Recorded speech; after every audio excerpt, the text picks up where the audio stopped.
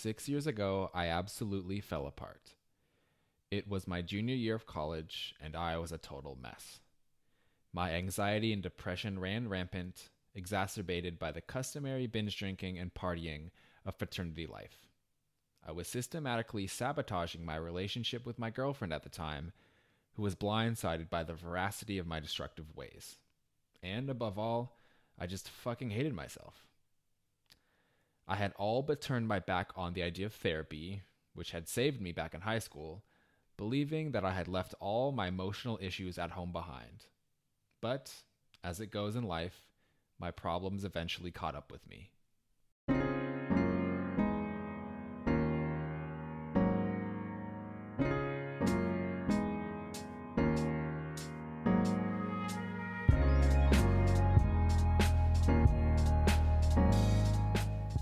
Welcome to Stone Cold Moderation, a thinking man's journey toward a healthier relationship with alcohol. I'm your host, Chase Lee. Let's continue with our story.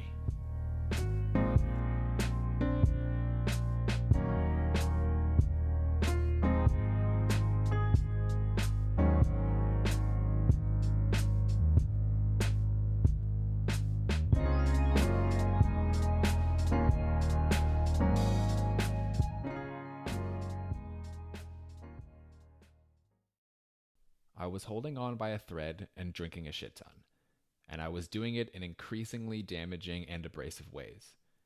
Drinking on weeknights and showing up to class drunk, not saying no to any parties or bar nights, drinking backstage during a main stage theater production I was acting in because I didn't give a fuck.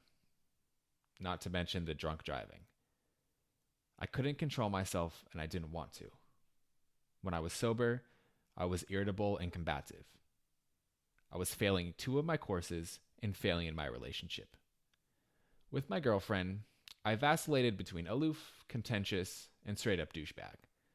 I blamed her for my anxiety, and I never missed an opportunity to either pick a petty fight with her or make her feel expendable. I was deliberately pushing her away toward a breaking point.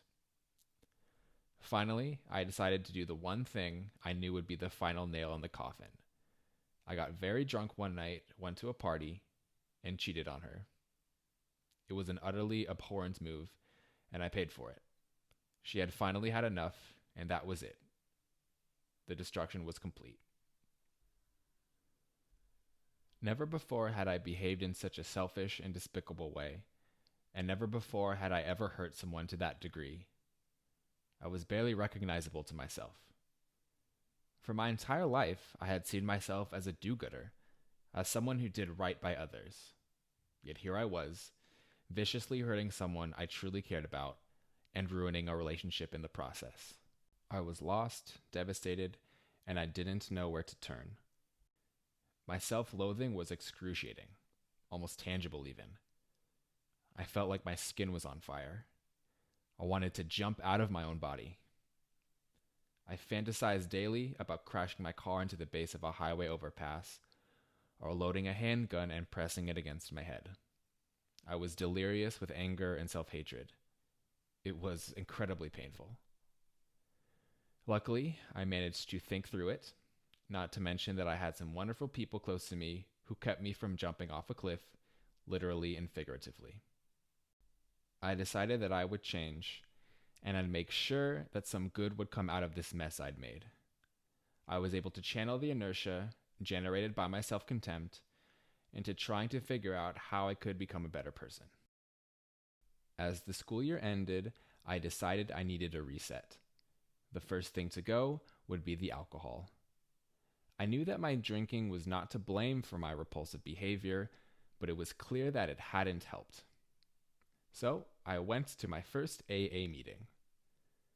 My experience at AA was more or less what I expected.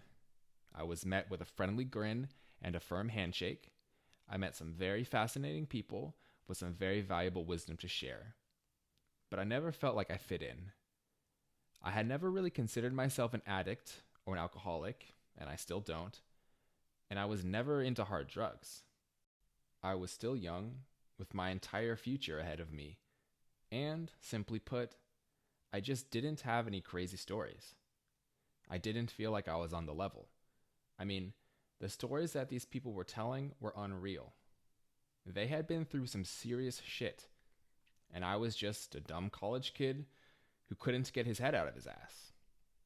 Moreover, since I'm not a religious person, I knew I'd never be able to truly commit to completing the 12 steps. As the summer progressed, I stopped going to meetings, but vowed to take a break from drinking until the fall. I went back to therapy, which was huge, and I was getting back onto my feet and starting to feel okay about myself again.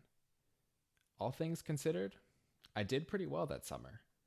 I definitely drank on a few occasions, but was doing so with relative moderation.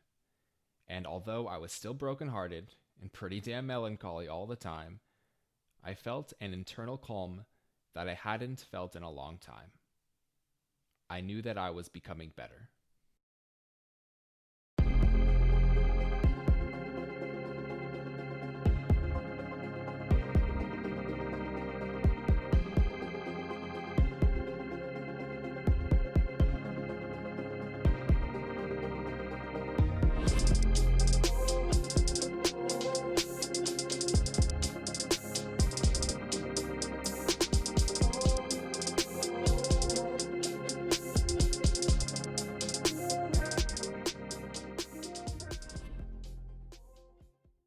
All right.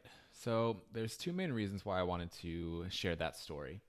The first one is because this was kind of in my adult life. This has kind of been like my biggest rock bottom, like my biggest fall from grace, if you will.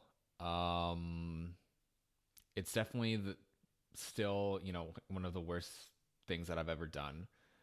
Um, and it was definitely the period of time in which my drinking was the most out of control and probably one of the most miserable times of my life, just all in all. And going through that experience and being as big of a dick as I was definitely changed me. Like I said, like this was really rock bottom. It was really destruction of my relationship. It was really just, a complete self-destruction, and I didn't really understand why I had done this and made these ridiculous decisions. It's just like a long string of incredibly dumb decisions. And again, like the drinking didn't help, right? But from all of the pain and the shame and self-loathing that kind of came from that, because that's a lot of energy. That there's a lot of kind of inertia that comes from those negative feelings. I was able to channel that into something positive. And I think a lot of times change comes from hitting rock bottom, and change comes from going through pain, whether it's self-imposed or whether it comes from kind of an external source. So, yeah, I mean, for me, that really changed me as a person, and I can kind of trace a lot of the person I am today back to that particular experience. Second reason is it was kind of my first foray into moderation.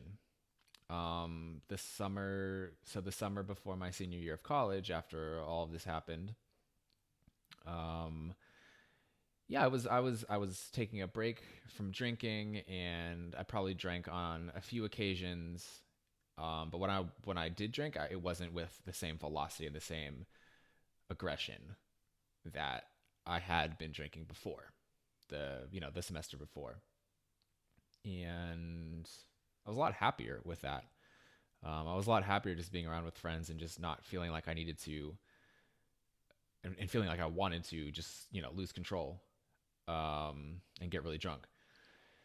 It made me think of future possibilities. Like maybe this is something I could sustain long term into the future. Obviously, didn't happen, right? Because I went back to school for my senior year, and I slowly progressed, and I slowly, got my drinking legs under me again. And by the winter was full throttle with the drinking again, but in a better place mentally overall. So that was good. And yet, obviously after college, I had some pretty bad drinking experiences. And my drinking was still not healthy. Okay. But yeah, what I wanted to highlight is that the story that I illustrated was my first experience and my first thoughts with moderation and pondering what that could look like in the future. Unfortunately, however, a lot of people in this sober living community think that moderation is impossible. And when I've, you know, had discussions with other people, when I've had conversations with people on, different Facebook groups who are in these communities, it's kind of a trigger word like moderation. People immediately want to shoot it down. They say it's impossible, and it gets contentious. It gets emotional. It gets personal with people, for whatever reasons. So I have kind of started the process of reading about moderation, researching on moderation, and really there's not that much out there. There's a lot more research just about sobriety and sober living, but about moderation not too much. But I'm going to go over a couple of things that I've found. First is a book that I have cited before many times. Up until now, it's kind of, I don't know if this is like the Bible of moderation at this point, but it's got a lot of great information. It's Frederick Rocher's Responsible Drinking. We'll leave a link to this, of course, in the show notes. And basically, this book is all things moderation. So in the early chapters, when he's illustrating the problem on page 10 of the ebook, he brings up the fact that in the past, many alcohol problems were viewed as permanent and irreversible. So the idea that people who have drinking problems are all kind of in the same boat of alcoholism and are all going to end up being alcoholics, right? So everybody who has a drinking problem is on this kind of direct line towards full-on alcoholism. But he goes on to explain that this notion is not entirely correct, that there have been many studies that have found that people have been able to recover from their alcohol problems simply by drinking less and putting into place plans for moderation. Okay.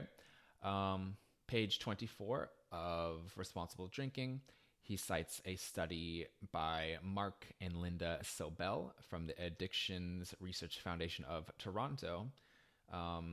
This was an article back in 1995. Essentially, these two researchers who are very renowned in the field concluded after 25 years in the field that people who are severely dependent on alcohol, in other words, alcoholics, were more likely to find success in recovery through full-on sobriety. Okay, while people with less serious drinking problems, like me, for example, maybe, could recover through less drinking, through moderation, right? So the point, what I'm trying to kind of illustrate for you is I don't want to get too into like the ins and outs of the specifics of those studies, but the point I'm trying to make is that there is research out there that backs the idea of moderation, although there's not a ton of research out there. And of course, I will leave the links to all of these resources in the show notes, and I'm about to put a page up on my website with basically just all of these resources if you'd like to check them out for yourself. Okay. More recently, there has been some studies done on the effectiveness of moderation management. And moderation management is an organization, I believe it's an American organization. Yes, it's an American organization that was founded back in 1994, a secular organization, in fact, to create an alternative to Alcoholics Anonymous, which of course is kind of religious based. And yeah, I mean, basically this organization provides moderation strategies and plans for people. And recently, there have been some studies done that have shown that their strategies are actually effective. Full disclosure, I have not tried moderation management. I do not have any involvement with them at all. I can't speak personally of its effectiveness, but I just wanted to kind of give that resource just if anybody who's listening to this is curious. But yes, there will of course be a link to that in the show notes of this episode. And overall, I just kind of wanted to give a little glimpse into the research that exists out there regarding the effectiveness of moderation, and to say that yes, there is in fact research out there that backs it. So segueing into the interview for this episode, I was very, very, very excited to have a conversation with Laura Willoughby, who is the founder of Club Soda. Club Soda is an organization based out of the UK, and they preach mindful drinking. So they have a really interesting philosophy on how to help people recover from their alcohol problems. And Laura's organization has been around for a while, and they're crushing it right now. They have courses, they have books, they have festivals, amazing stuff. So I was super excited to have a conversation with her to discuss, is alcohol moderation in fact possible, and also to discuss her book, which I read, which is called How to Be a Mindful Drinker. So here is the conversation with Laura.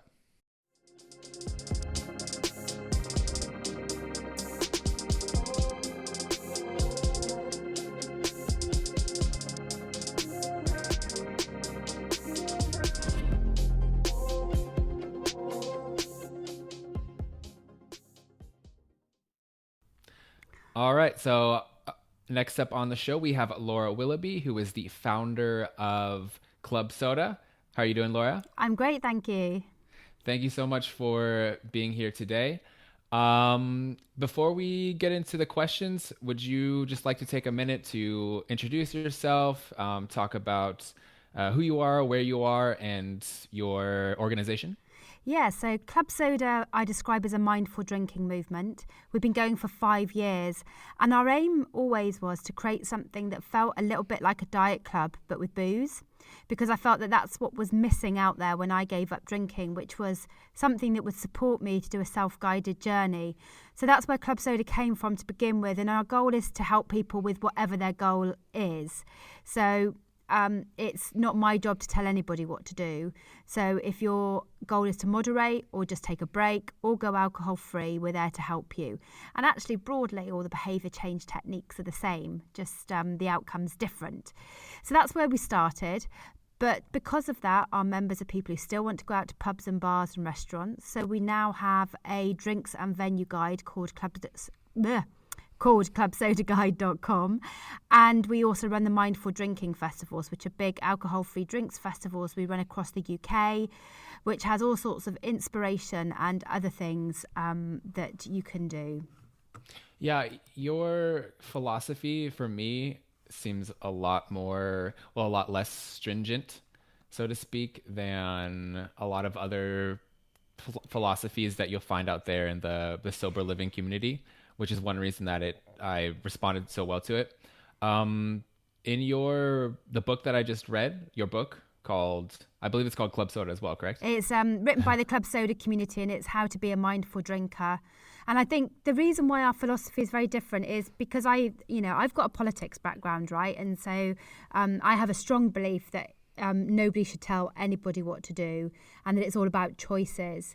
And also we can get very much caught up on identities in this space, and I absolutely agree that once you've gone alcohol free, it's a strong identity that you want to protect, but that doesn't mean you have the only answer. And what I often find is that people who've managed to go alcohol free after a long time, just like me, they want to save everyone else the pain that they've been through. But unfortunately, that's not how behaviour change works. We all have to find our own path through it. And we've all got a different story at the background of our drinking. And so, for me, while I will always advocate alcohol-free as an option for somebody like me, because it's worked for me, and definitely those drinkers in their 40s who have been slamming it hard for 25 years, it's quite possible this might be the right option for them. But I'm not going to stop you on your journey to find the right relationship for you with alcohol, because that's not my right.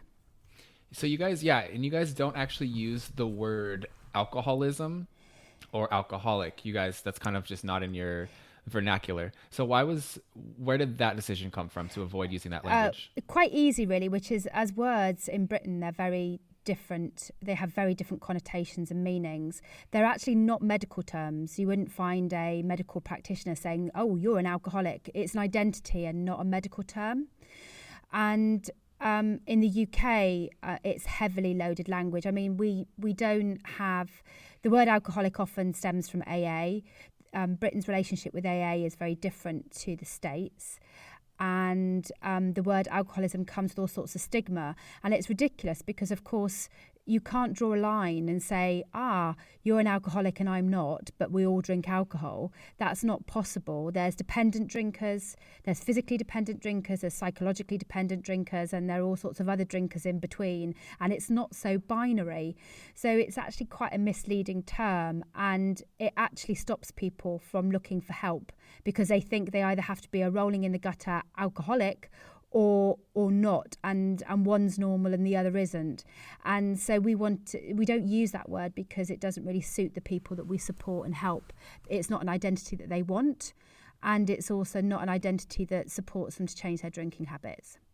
Yeah, and you guys along with that, and I think that's really fascinating because, for me those terms can be very, I guess, divisive, and they can, for me, kind of convince people that there's something wrong with them. They're different in some way. They're different from the rest of the society, which can be very alienating. I mean, it's language that comes from AA, which is, a 70-year-old program, and it's got some really positive points around it. But it's based in a disease-based model that suggests that you're an alcoholic and that you will be so for the rest of your life. Whereas we don't subscribe to that model, actually. We subscribe to a positive behaviour change-based model based on behaviour change science, using behaviour change techniques that promote self-efficacy. So you may, and this has happened in Club Soda, people come and spend a year with us maybe trying to moderate their drinking, and then they disappear. And then they come back again and they're doing a stint alcohol-free and they go away again. But that's not a failure. Each time they're learning, and they're learning to find the right place for them. And self-efficacy is all about learning, and changing your drinking is not linear, and it's a marathon, not a sprint. You guys also don't do so much lecturing about the dangers and the effects of alcohol abuse. So what prompted that strategy? Because there's enough people talking about alcohol harms in the UK. And if you look at, we use University College London's behaviour change taxonomy, and there's something like 96 behaviour change techniques you can possibly use in society. They include things like fining people for things and taxes. A whole load of those are about educating people about damage, harm, the consequences of doing something.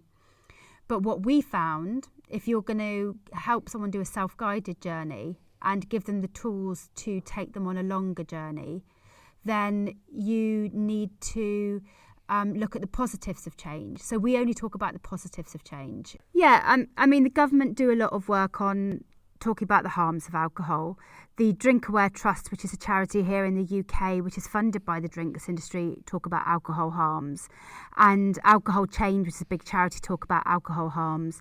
So for us, we work with people once they've decided they want to change something. Our job isn't to persuade them that they have to change.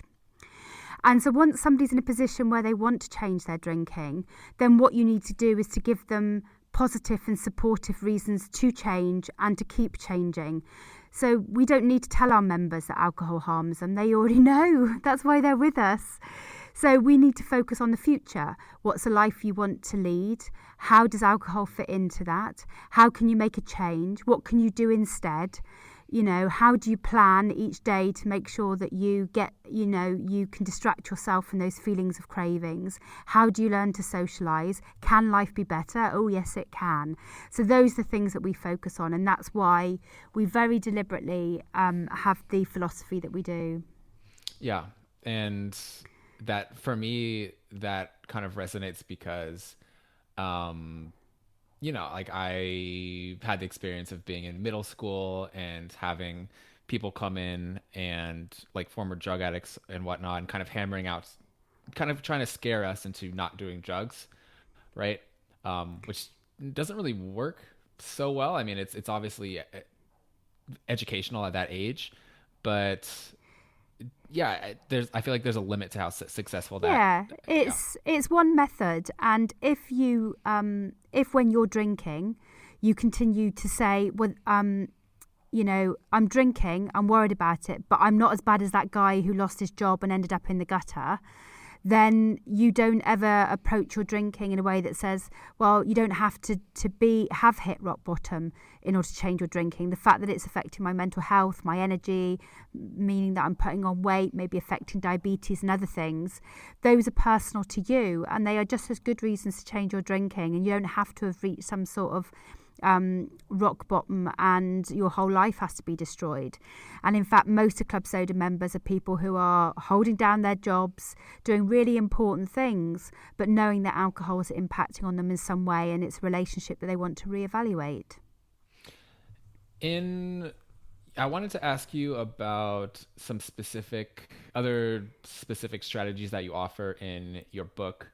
For moderate drinkers, you stress the importance of having a strategy out or a plan in place before you go out to drink. So what might that entail? I mean, one thing that interests me is that often people come to Club Soda with a moderation goal because they can't believe they could go out on a Friday or Saturday night and not drink. And the truth is that you're never going to successfully moderate until you've learned to go out on a Friday and Saturday night not drinking. So you do actually have to set yourself some rules and some challenges so that you can practice a new behaviour. So the other thing, of course, is before I went alcohol free, I tried to moderate lots of times. And the way that I moderated was by going, I'm going to moderate my drinking. And then as soon as I went out, I drank. And of course, drink stops you making good decisions. And so that was out the window. I never had a plan in place. So if you're going to moderate, you need to set yourself some rules and not bend from them. And if you do bend from them, learn about why that was the case and how you can modify your rules in future.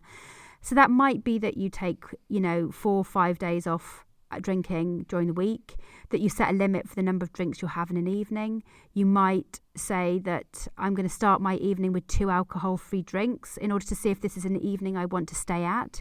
It's amazing how often we stay at things we're not enjoying and then drink to stay there when actually we should go home and make sure we don't ruin the rest of our weekend. Also, starting with an alcohol-free drink is a bit easier than trying to do the strategy that the government here says, which is to try and alternate your drinks. I mean, that's a strategy that's been written by people who've never tried to moderate their drinking. Oh, they're idiots. So you need to have those sort of rules: never drinking alone, only drinking with meals. Maybe only drinking certain drinks. So Jen, who was our social media manager for a while, she gave up for 3 years and then moderated afterwards. And she'll never touch shots. She'll never touch spirits. She'll never touch wine. She only sticks with beer. And then she's very clear how many she'll have in an evening. So you need to have rules and you need to test them. And testing some of those is about going out for evenings and not drinking. I've gotten the response from a lot of people in the sober living community, whether through Facebook groups or just Twitter, for example. One of the criticisms of moderation is that, it's so much work. Like you have to, have your rules and it's a lot of mental stress. A lot easier just to go sober and a lot more practical. So what would your response be to that criticism, and what advice might you give people who are kind of stuck in that situation? Well, without a doubt, if you're saying you're not doing something, it's far easier to then not do, suddenly if alcohol's off the table, it's off the table, right? And if you're moderating, you may end up spending all weekend thinking more about drink because you're going, well, maybe if I swap the Thursday for the Friday and maybe this day I'll have slightly more, but then I'll counteract it the week afterwards by having less. You can make, as we know as drinkers, we make all sorts of bargains with ourselves to excuse behaviour. So certainly, I know for me and for other people who've gone alcohol-free, the fact that it's a non-negotiable anymore, it's not on the table, is easier. But it's not my job to tell you that this is easier and you're taking a hard route, so you should stop, right? You need to learn through your own experience. And yes, you may find, Chase, after 6 months or so, that you're finding the fact that you're thinking about drinking all the time and setting plans and working out your moderation strategies on an evening out is a bit tiring and a bit boring. But that's your choice, not mine. And you will learn from that, whatever your eventual path is. So really, I can absolutely see why people want to save other people from the pain that we've all been through. But that's not how life works. And so it's your life, Chase. You're in your 20s, right? Mm. Saying that you're not going to drink forever seems like a really long time. You also haven't had 25 years of heavy drinking behind you like I have. So the impact on your brain and your ability to change may be very different to mine. And so and only you can decide that. Yeah. I completely agree. And and the reason why I know I can't drink again is after 8 years, I still look at people who leave half a glass of wine in a restaurant and think, how the fuck do they do that? I have met people who now know how to moderate, and they work hard on it, and over time it gets easier and easier, and they think about it less and less, but that's still their decision. And if you find it's not working for you, then alcohol-free might be the right choice, but you won't know that until you've tried. Right. And my goal for myself eventually is to be somebody who, goes out very, very infrequently for drinks, who can just say no to alcohol, who can hopefully leave that glass of wine half filled on the table, and somebody who's like if I'm at the beach, in the future, if we can go to beaches in the future, and there's a guy selling beers, I can have one and not feel bad about it and be fine. Yeah, so. And my two co-founders, Drew and Yusi, both are moderators. And Yusi's moderation sticks for a couple of reasons. One is that it was part of an overall lifestyle change that included getting very deep into meditation practice for him. And his meditation practice is basically his cornerstone behaviour change technique. It's his keystone habit. And so he meditates for 20 minutes twice a day. And so drinking is infrequent for him because it doesn't fit in with that practice and that lifestyle that he's chosen. And I think that's a really important thing to do, which is to changing your drinking isn't the goal in itself. The life you want to lead is the goal in itself. And so for UC, alcohol doesn't fit into that life that he wants to lead. And so it's easy for him to maybe have a beer every now and again and leave it. Whereas I think my drinking was slightly heavier than his, and my muscle memory in my brain is far stronger. But I still want the life I am currently leading more than I want the life that I had. And so that's the thing that's in common.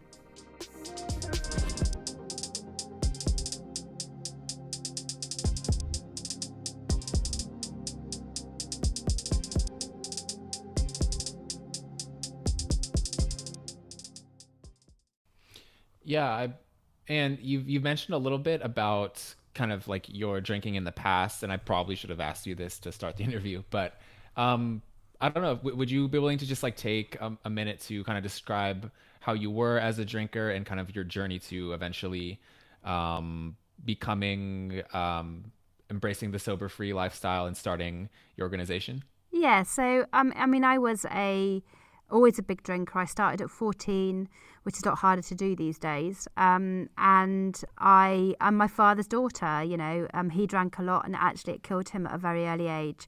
And I was always the person who could neck quite a lot at the weekends. I'm also a generation in the UK of women in their early 40s who believed equality was all about drinking pints with the lads in the same quantity, the ladette generation. And I think we've begun to realise, my age group, that we were drinking too much too often. My drinking went up heavily when I ended up in a job I wasn't enjoying. And I was drinking every other day. I couldn't drink on a hangover, but I had got to a point where I hated my job so much. I was treating drinking a bit like an extreme sport, seeing how much I could drink and still get away with going into work the following day. So an already heavy habit was becoming quite a dangerous habit. And I was depressed and low, and I knew exactly what was wrong. And I thought, well, maybe if I can quit drinking, I can get out of this job. Although, funnily enough, it took getting out of the job for me to quit drinking. So sometimes it isn't always the way around that you need. But I knew that I was going to go the same way as my dad, and I knew I had to do something. And I was beginning to bore myself with how drunk I always was. And so I made a date. I put a day aside to focus on changing my drinking and reading literature and immersing myself in the subject. And I very luckily found someone else who wanted to give up with me at the same time, which was also a new relationship, which is a perfect way to change your environment when you're changing your drinking, which is to get slap bang into a new relationship where you're both not drinking together. But that's, in amongst all of that are some really important behaviour change techniques that I did, which is I found a friend, someone to support me through the process. I changed my environment and found lots of new things to do with my time and to distract myself from the need to drink. I tracked my blood sugar levels because I was pre-diabetic before I gave up. And so I enjoyed, every other day seeing my blood sugar levels come down. My skin suddenly looked better. I'm somebody whose drinking showed in my face. I had a very puffy face, and within 2 weeks that had gone right down. And so I began to marvel in the changes that I saw.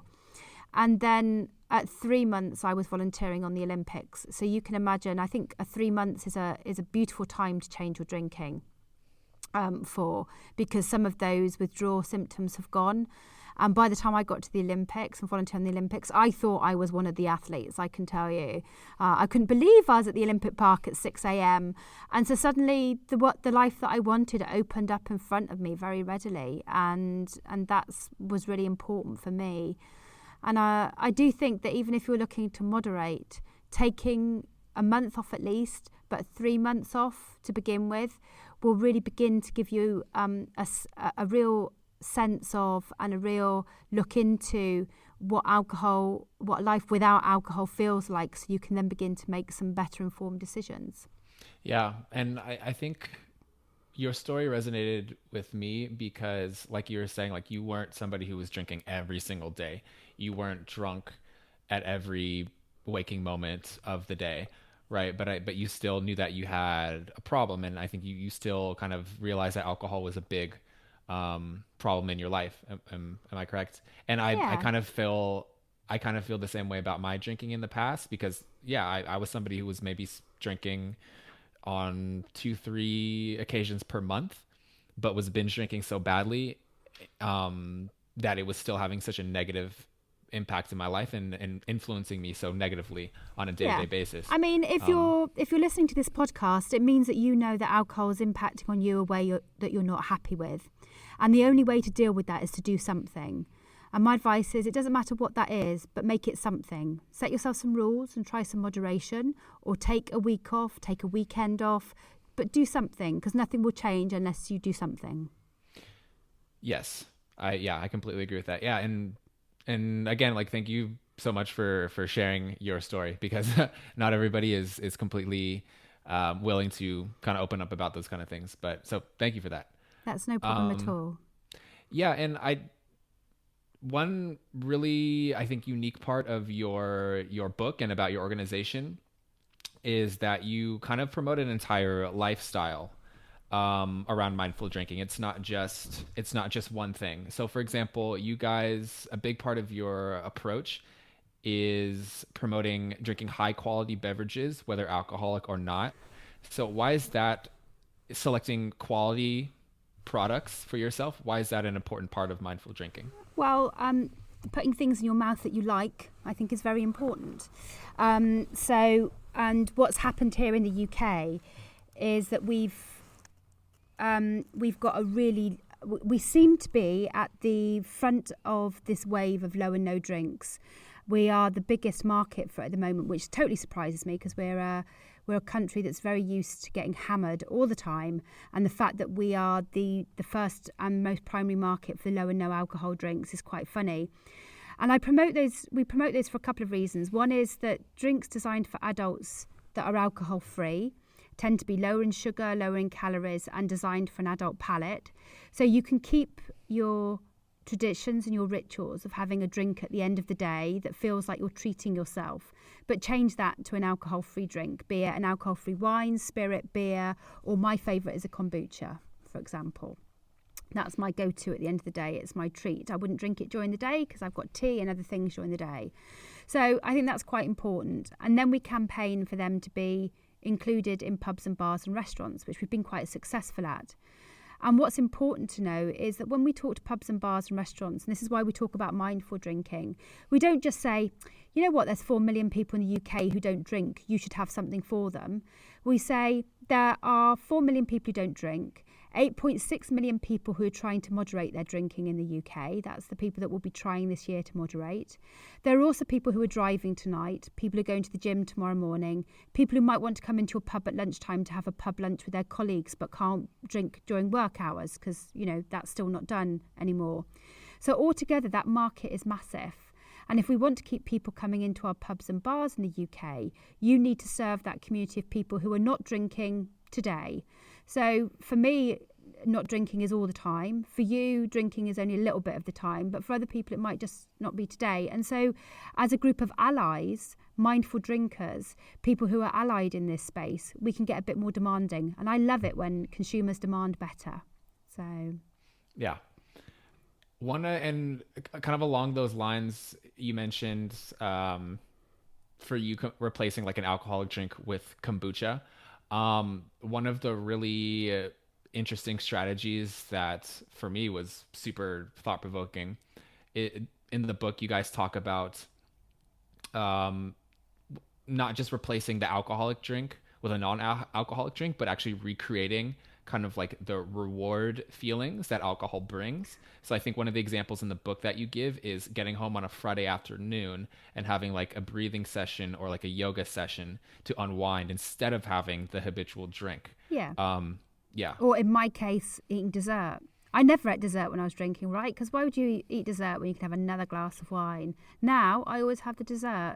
So, you know, you need to be kind to yourself when you're changing your drinking. You need to put other things in that place of reward because you will feel you're denying yourself.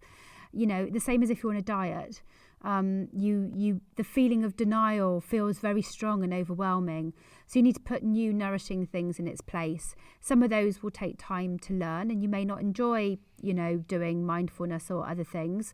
Mindfulness isn't for me, but I'm really enjoying running. I enjoy cooking and cooking really lovely things. And so those now replace that time I used to drink.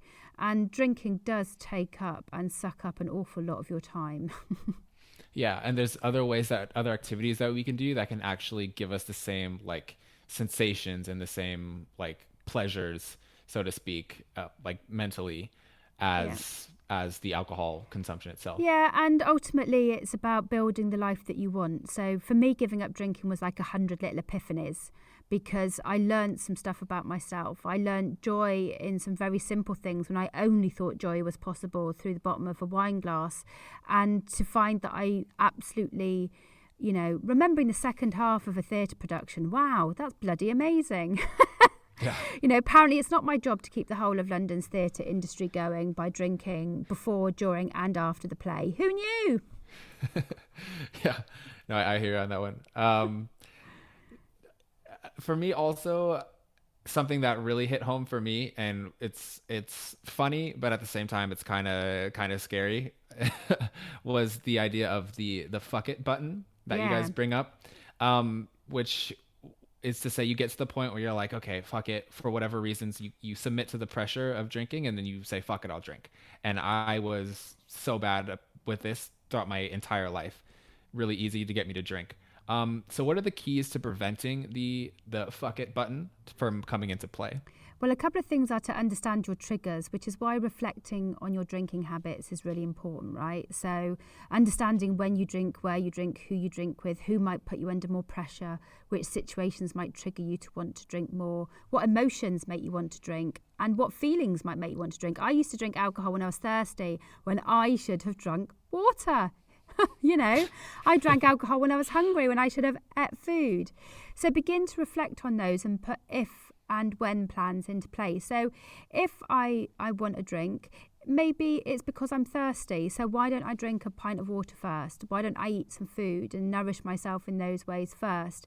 It might be that you've got a particular friend who might want to put you under pressure to drink. Or more often, we have an internal voice that tells us, this is too hard, you can't do this, you're just a failure. Maybe this is the way that your rest of your life's meant to be. Maybe you're one of those hopeless cases and you can't do this. And what you end up doing when you hit the fuck it button is to give in to that internal monologue. So you need to learn how to cope with that internal monologue. You need to be able to say, actually, I'm doing this for the longer term. Let me play this forward. I will feel horrible tomorrow if I drank. I'd feel very disappointed with myself. And I can do this because, look, I've got 2 weeks under my belt and that's 2 weeks more than I've ever done before. So you need to learn to tame your inner critic as well and recognise it for what it is, which is a bloody pain in the arse. Yeah. And you just touched on this a little bit, but I was hoping you could maybe also give some specific advice on how to deal with peer pressuring, because that's a big challenge that a lot of, especially the younger 20-somethings, the young professionals face, and like the business world, for example, and in university, it's horrible. So what advice could you give there? And also, if you're moderating, people go, well, you drank on Friday. Why aren't you drinking with me today on Monday? Or you drank with so-and-so last week. What's wrong with me? Why won't you drink with me? So actually, for moderating, it can sometimes be a little bit harder. So there's a couple of things that I would suggest. First of all, be really confident when you reply. You might even want to practice this in the mirror and turn around and say to people, I'm not drinking tonight because I've decided that I'm not going to drink every day. Today's not one of those days. So can you get me A, B or C? And don't go, oh, well, I'm not drinking tonight because the minute you let give people any wiggle room, they will get in there and go, oh, well, maybe tonight you should just do tonight and then you take tomorrow off instead. So be confident, say it with absolute confidence, don't give them any wiggle room, and then move the conversation on. People's favourite top subject is themselves, so ask them something about themselves. The second thing is you might be able to turn your friend into a cheerleader instead and be really clear. We often don't tell our friends what we need from them, and the more specific you are, the better. So say to them, look, I've decided I'm cutting down my drinking. Tonight's not a night I'm drinking. It would really help me if you could not put me under pressure to drink. Or it would really help me if we chose somewhere to go that wasn't so alcohol orientated. And be really specific about what you need from them, because it's really hard to refuse a friend who says to you, could you not do this evening, please? I need you to help me. And then you could turn it around a little bit and say, and if you've got a health goal, I'm really happy to help you in return. And that way it feels like a mutual thing. But often we don't tell people what it is that we need from them. And so try and be specific as you can.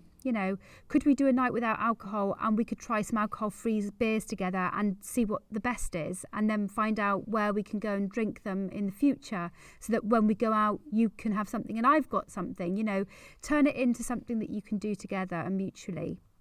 Yeah. And for me, it's been both surprising and encouraging how fast those people who are peer pressuring you can flip and then become like your collaborators. It happens fast and people really can adapt to you very quickly. Yeah, and they wouldn't give you this pressure if you were giving up smoking or going vegan. So quite frankly, the other is you may want to avoid some people for a short time until you feel strong enough, and that's okay. Just because you need to avoid them now at the beginning doesn't mean you have to do it forever. Just in the same way as you don't have to avoid parties forever, but you may not feel quite ready to go to one yet. This is changing your drinking takes practice. In the first few months of giving up drinking, I felt awkward at social parties without a drink in my hand. And then suddenly after 6 months, something clicked and it felt okay. And I don't know how or why, but maybe I just practiced going to parties enough that suddenly I discovered I was as witty and as funny and amazing as I was when I was drinking, but without the hangover. It was amazing.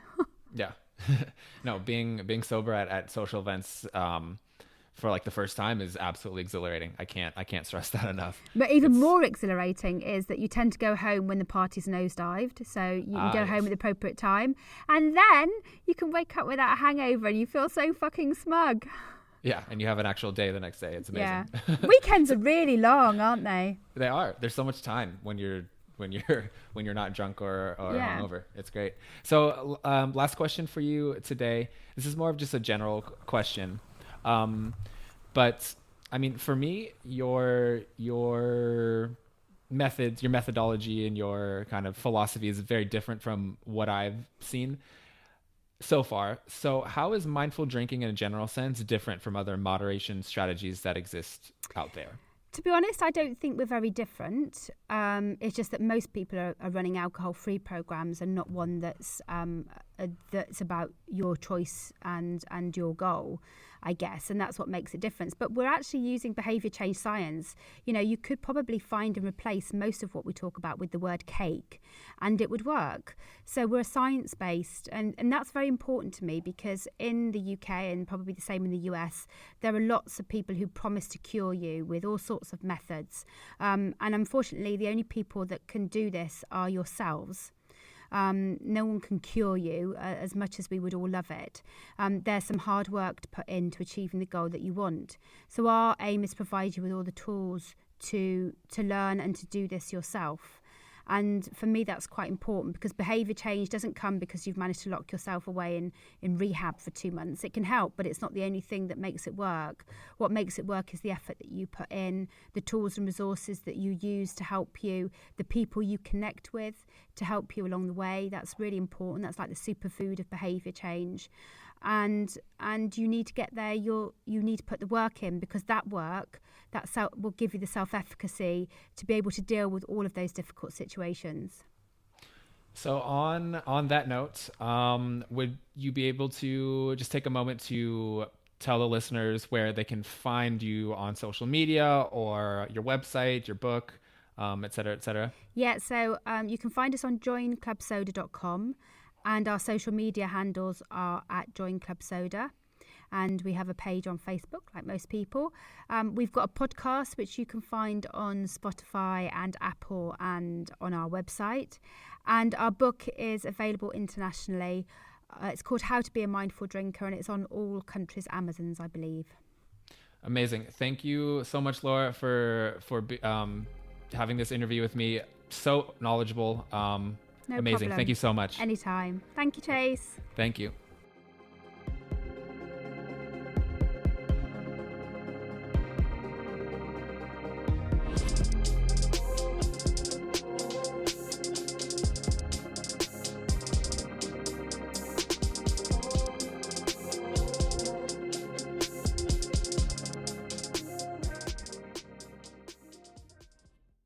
All right, amazing stuff. So again, that was Laura Willoughby from Club Soda.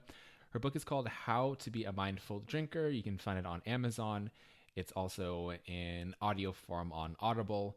Really, really good stuff. Man, first of all, listening to that interview, I was clearly like not in a good state. That was like a month ago, and I think I was going through like my first round of like quarantine depression. I could just tell in my voice, like my mind was like not very sharp at that point. If it, it never really is, but God, I was not right in the head. So I'm lucky that Laura was very sharp that day, because it's kind of uncomfortable to even listen to that. I'm like clearly not in a great state of mind, but it happens. Quarantine is hitting people hard, right? And I'm included into that. But anyways, aside from that, amazing interview. So knowledgeable, such an interesting philosophy that Club Soda puts into play, I think. A couple of things that stood out from that interview, besides me almost not being able to put a sentence together, is the fact that they don't lecture on the dangers of alcohol. Because people know that alcohol is harmful for them, and kind of that, like I was talking about, that old school, like middle school, having somebody come in and just lecture about how if you drink and you do drugs, like you're going to be ruined and all that stuff. Sometimes has the adverse effects. People already know this.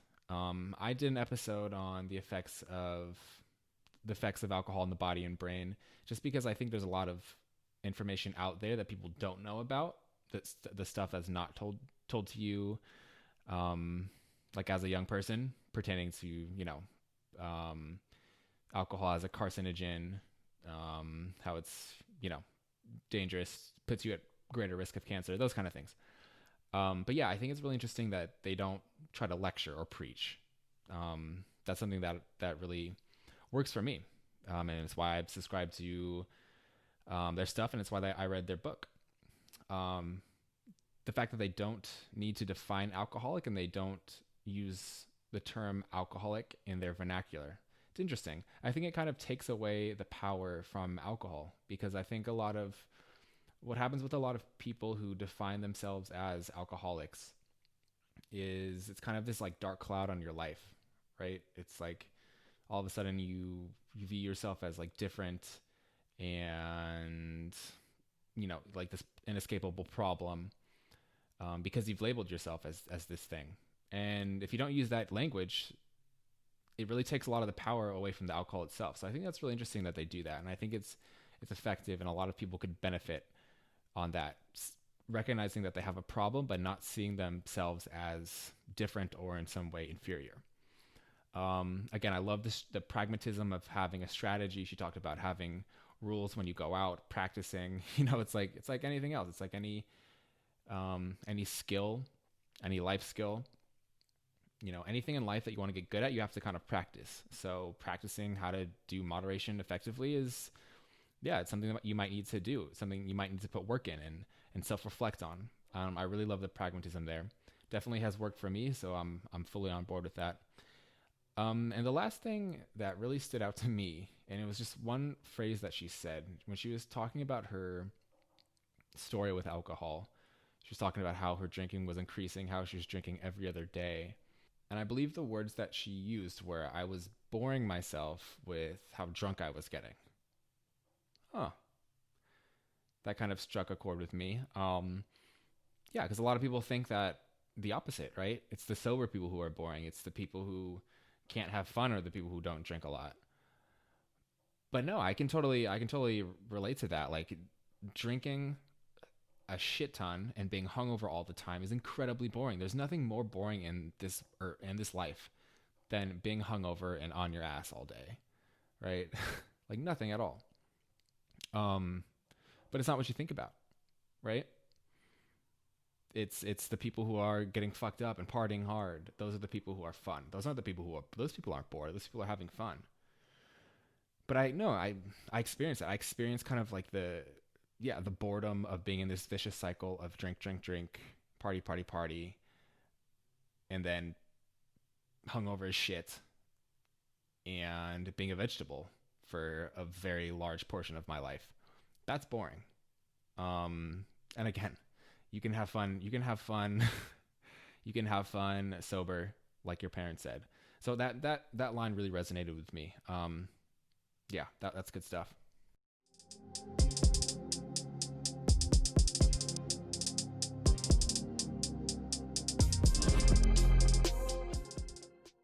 All right, so final thoughts and wrapping up this episode. Answering the question, is alcohol in moderation really possible? I think it is. Adamant yes, from my corner. I think, as Laura was saying, it's something that you need to decide for yourself. You need to decide what your life is going to look like and what kind of drinker and what kind of person you want to be. Correct? So I think it's totally possible. I think the research, although not terribly vast at this point, the research definitely backs it. And I think there's enough examples of people out there who are doing it, me included, not to toot my own horn. But I think it's possible. From where I stand, from where my point of view is currently, I still do think that if you identify as an alcoholic and you're somebody who in the past has been dependent on alcohol, I think flirting with moderation could be dangerous. If you're thinking about trying to moderate and you're kind of a little adamant, a little bit on the fence, you think it might lead you down this slippery slope into, a full-on relapse, don't do it, right? Alcohol-free lifestyle is probably best for you, and that's great. That's healthier, okay? And I don't think there's a need to put yourself at risk. But again, it's a decision that you have to decide for yourself. I completely agree with Club Soda on that one. And with their idea that every drinker is different. Okay, one size doesn't fit all. Laura's recovery was different than my recovery. Everyone's gonna have a different story. Everyone's gonna have a different path. And most people are not going to have a linear path. They're going to have a lot of bumps on the road, and that's fine. That's the process. And sometimes you got to trust the process. Final thought. My response to people who I've spoken to on Facebook groups, people who have kind of thrown the idea of moderation back in my face, who have immediately dismissed it as not possible, not responsible, because it is a trigger for a lot of people. Yeah, I mean, I'm just not a huge fan of people telling me what is not possible in life in general. And not to be arrogant or anything, but yeah, I mean, I'm not a huge fan of it. I want to define for myself what my life is going to be and who I'm going to be. And I stand behind others who are doing the same. In life, every decision that you make, you're going to have people doubting you. You're going to have people who are going to disagree with you, and you can't please everyone, right? And just being perfectly honest, I mean, people in the sober living community have egos as well. And everybody thinks that they know best and that it's their way or the highway, and that's fine. But I think if you want to make something happen, make it happen. And I support you 100%.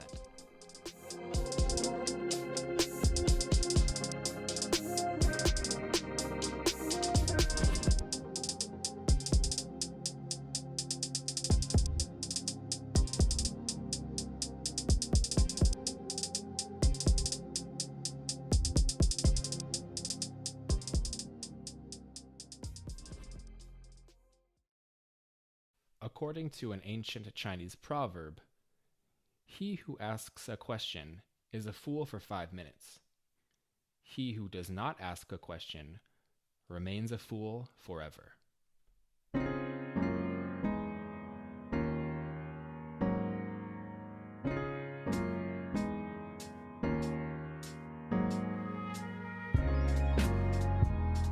This has been the Stone Cold Moderation Podcast with Chase Lee.